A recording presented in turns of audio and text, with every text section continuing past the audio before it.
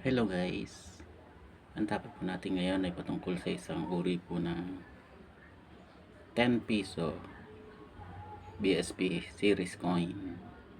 At ito po ay may composition po ng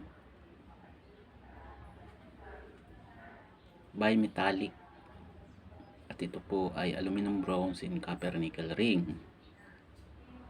At ito po ay may series years na 2000 hanggang year 2017. At ang bariyang ito na nasa inyong harapan ay 2006.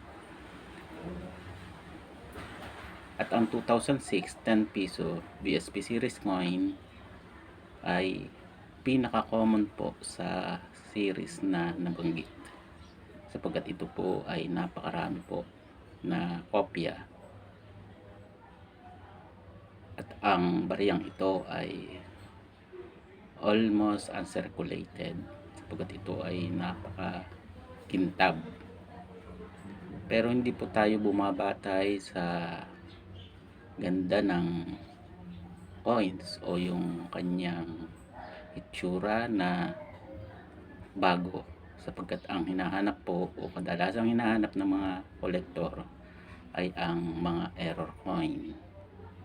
At batay po sa ating nakikita, wala pong error ang bariyang ito, at ito ay halos perfect po ang pagkagawa niya. Kaya ito po ay maituturing na common coin. Hanggang dito na lang po, at salamat po sa inyong panonood. God bless.